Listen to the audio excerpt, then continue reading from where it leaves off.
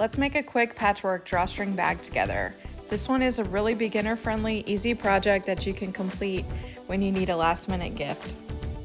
This project uses a mini charm and 2 fat quarters. I'm also going to use some fusible fleece, but batting is another great option as well.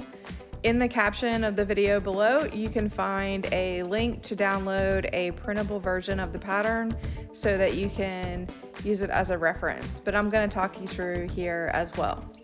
Right now I'm sorting out 2 stacks of mini charms just to kind of even up the colors, and from each stack I'm going to make a patchwork panel that is 3 rows of 5 squares, so that will finish at 6.5 by 10.5.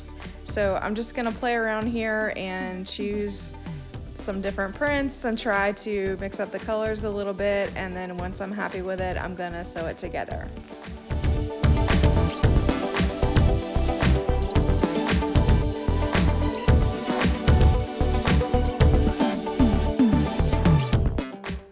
As I sew these pieces together, I'm going to be using a technique called webbing. And so basically I'm going to be picking up the pieces from the layout that I had and sewing them by columns. And so I'm going to sew the far left to the print next to it, and then I'm going to bring those back and add the next piece. So you'll kind of watch as it happens if you're unfamiliar with this technique, but basically I'm just chain stitching the rows together, and then I'm going to press them in opposite directions before I sew the rows to finish the panel.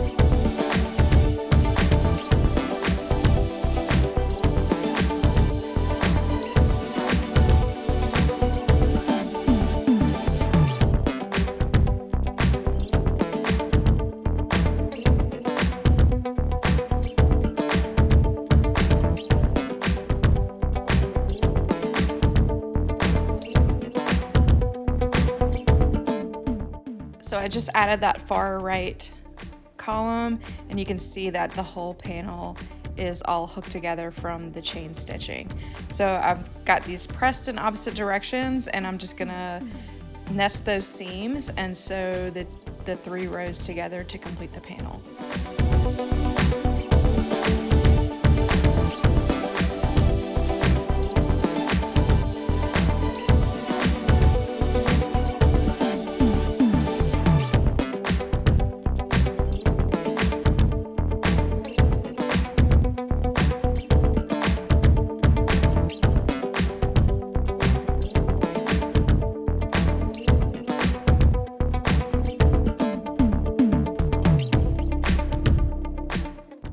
So I've made 2 patchwork panels, and I'm going to now sew them to the bag bottom, which is cut from one of the fat quarters. Some of these prints are directional, and so I'm just letting you see how I'm making sure they're going to be right side up later.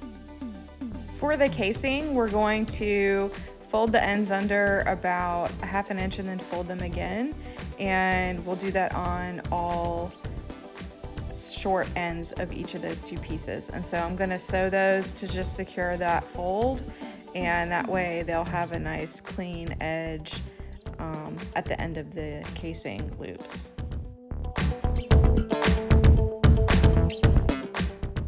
You'll notice here that I'm chain piecing, just not patchwork. So I'm going to actually just sew all the things at once, and so I've done the loops, and now I'm attaching the patchwork to the bottom. And one of the things that I like to do with chain piecing, especially when I'm working on multiples of things or lots of different pieces, is I'll prep everything and then sit down at my machine and sew everything and then go iron all the things and get them all ready for the next step. So it's just an efficiency thing for me, and I hope that's a helpful tip for you. Once I have the patchwork attached to the bag bottom, I'm going to adhere that to some fusible fleece. And you can see that I am just quilting with my regular foot. I do have a Berdina that has a built-in walking foot, so you're welcome to use a walking foot if you want, but I'm not using any special feet here. I'm sort of getting a free motion look without doing free motion, and it's really pretty easy and forgiving and fun.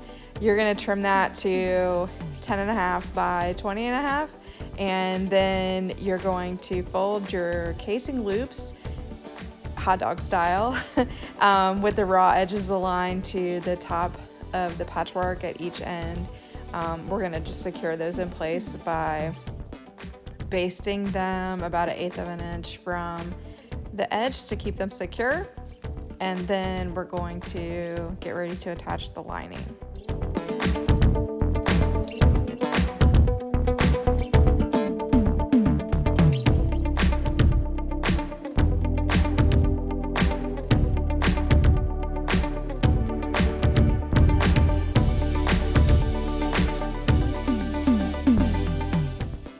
Okay, so we're going to put this lining right sides together with the exterior, and we're going to pin the short sides, and then we're going to sew those and flip the bag so that the exterior is right side together and the lining is right side together. This is very similar to making a pouch in that regard, so if you've seen any of our other videos, you're familiar with this process. But I'm going to line up the seams and clip those together so that they'll finish nice and pretty when we're done.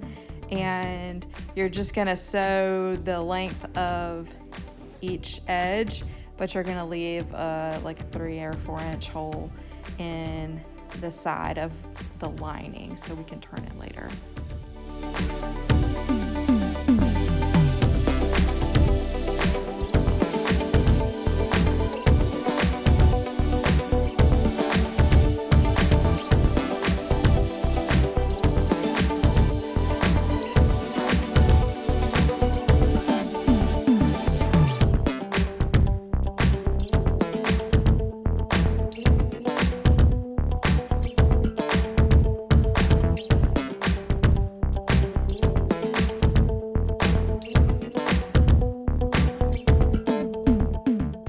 Okay, the last step is to box the corners of the bag so that it will have that nice shape and sort of stand up. And so I'm using a ruler to mark a 1 inch square, not including the seam allowance on the side. And then I'm gonna just trim those out with a pair of scissors, and then we'll pinch that closed, lining up that crease from the bottom edge and the side seam, and then we'll just sew that shut to box the bottom.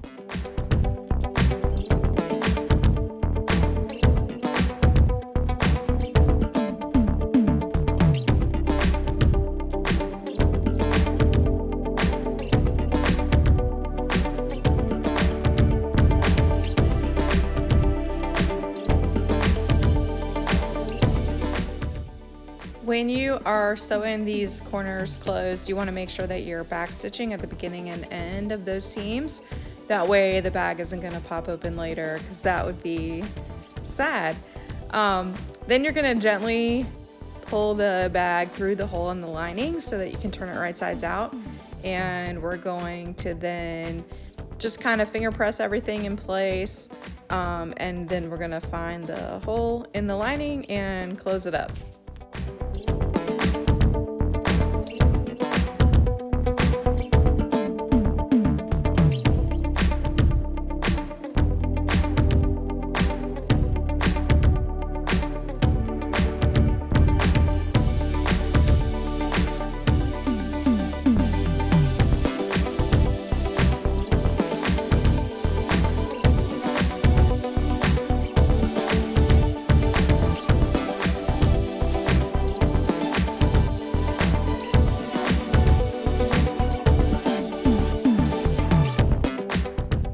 So once I got my lining closed, I pressed the bag really well, working on getting that top seam really nice and flat.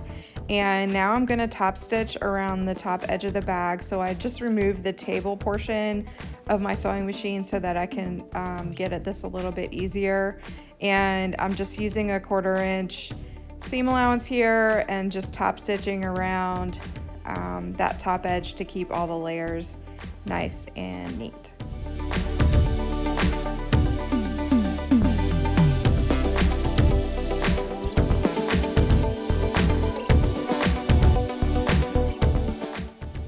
Okay, so the final step is to put the ties in through the casing. Usually I will use a twill tape, but in this case I'm just using some grosgrain ribbon. You can also use cording, you can make fabric ties, whatever your heart's desire is, it's totally your call. So anytime I do this, I typically am going to attach the end of whatever I'm threading through to a large safety pin, and that way I can use that as like a guide to run this tie through the bag. And so I'm going to loop it in a big U, so it's going to go in on one side, around and back out, and then I'll tie that off, and then I'm going to go back and do one in the opposite direction for the second pole. So I'm just gonna attach it again to the safety pin, and then I'm coming in from the opposite side, looping around in a U shape to finish off the ties.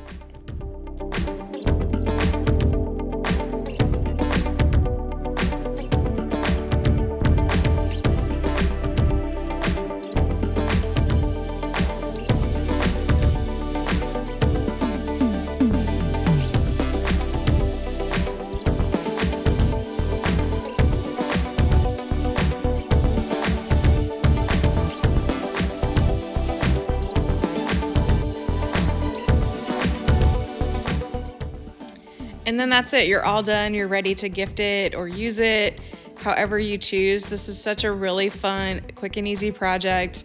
Great for any time of the year and perfect for gift giving. Hope you've enjoyed the tutorial. Don't forget to check out our other videos and follow along.